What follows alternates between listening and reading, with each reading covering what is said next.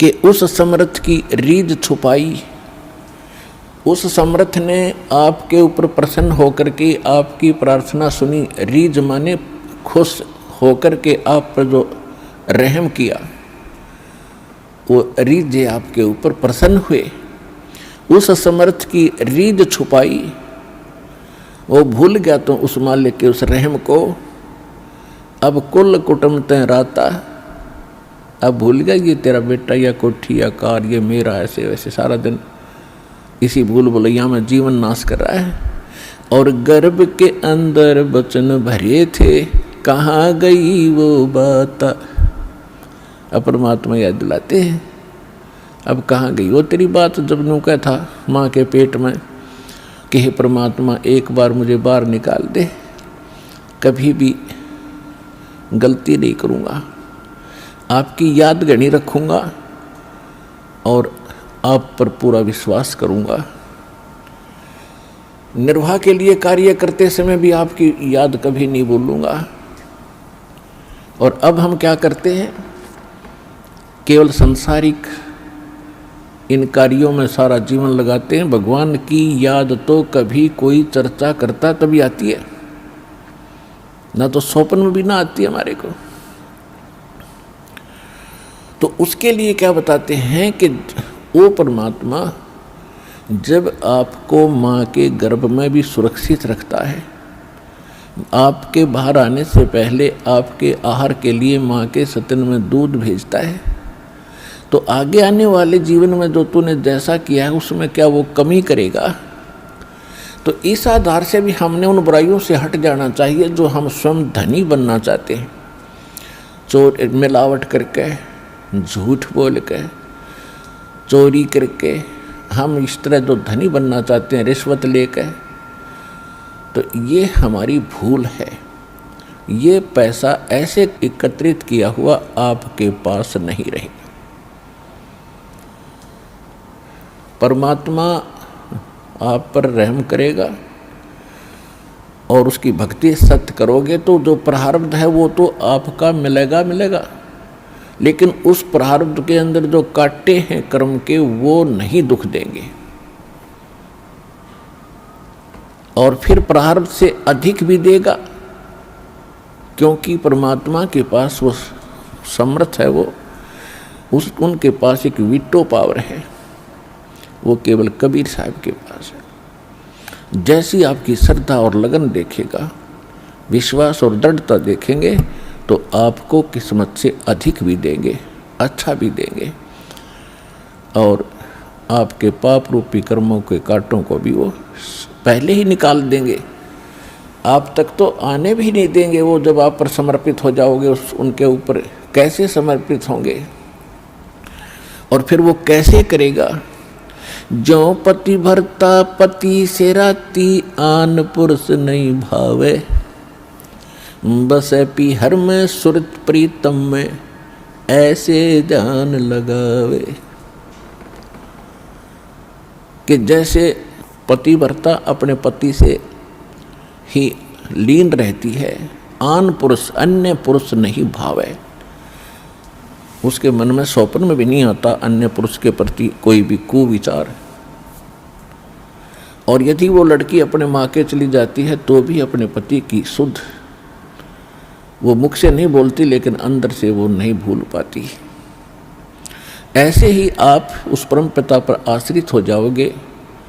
कहीं पर भी आप काम कर रहे होगे, किसी भी फील्ड में, चाहे दुकान, मजदूरी, किसानी या नौकरी, तो आप उसी लड़की की तरह उस पर अपने पति यानी कबीर भगवान को, परमात्मा को, उस मंत्रों को, उसके रहम को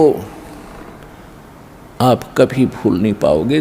तो उस समय आपका नाता उस परम पिता से जुड़ चुका है। यदि आप पल पल पर भूल जाते हो, याद नहीं रहती है भगवान की मेहर, तो अभी आपकी समर्पण भाव में कोई कमी है, जिस कारण से भगवान ने आपको दृढ़ता से नहीं पकड़ा है। तो जब आपको परमात्मा दृढ़ता से कैच कर लेगा, आपकी सच्चा समर्पित भाव देख लेंगे, वो तो अंतर्यामी है।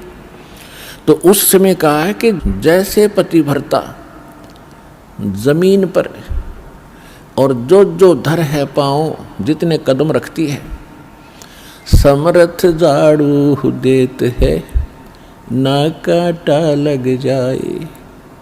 इतना दयालु है ये कबीर भगवान।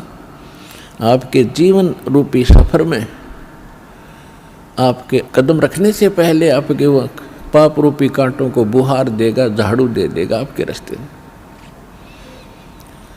कि कहीं मेरी प्यारी आत्मा को वो कांटा ना लग जाए। अब दास देख रहा जिसने आज 20-20 वर्ष हो गए नाम लिए, ने 10-10 वर्ष हो गए, 15-15 वर्ष हो गए, 5-5 वर्ष हो गए, 6-6 वर्ष हो गए। अब वो कितना सुखी जीवन जी रहे हैं, और उनके घरों के पास में दूसरे रिश्तेदारों में, अपने घरों में दूसरे चाचे ताऊओं में के कर टूट रहे हैं, और कितने कितने दुखों का वो सामना कर रहे। तो वो इन पर भी आने थे, आज उनको पता भी नहीं कि हमारे ऊपर कोई कष्ट आना था, क्यों आया ही नहीं। तो पुण्यात्माओं, आज उन भक्तों से पूछ कर देखना आप, क्योंकि आपको यहाँ इकट्ठा इसलिए किया जाता है, आपसे पहले लगे हुए बच्चे भाई बहन आपके भी यहाँ आते हैं, और वो आपको अपना अनुभव सुनाते हैं कि हम ऐसे दुखी थे, और जिस दिन से दीक्षा ली है, मालिक की शरण ग्रहण की है, हम पर कोई संकट नहीं आया। आपको दृढ़ता मिलती है, आपको विश्वास होता है, और वो सत्य होती है। जब एक आम आदमी जिसको आप जानते नहीं, वो आपको जानता नहीं, बता रहा, तो सच्चाई होती है। तो इसलिए फिर आप और डगमग होने से बच जाते हो। इसलिए आप जी को यहाँ बुलाया जाता है। और जो प्रसंग चल रहा है कि परमात्मा ने जो आपको, जब आप भगवान से जुड़ जाते हो तो आपको परमात्मा अपने कोटे से लाभ देना शुरू करेगा, और फिर आपको ऐसी विधि साधनाएं, शास्त्र अनुकूल भक्ति विधि बताई जाती है, जो आपने फिर अपने पैरों पर खड़ा होना पड़ेगा। जैसे सरकार क्या करती है कि किसी व्यक्ति को रोजगार प्राप्त नहीं है, उसको लोन देती है, और उसमें कुछ सब्सिडी भी देती है कि भी 80% सब्सिडी है। 1 लाख रुपया दे दिया, अपना गुजारा कर और धंधा शुरू कर दे, और फिर आप केवल 20,000 ही वापस लौटा देना, 80 माफ़ कर दिए। तो कितना सहयोग मिल गया उसको।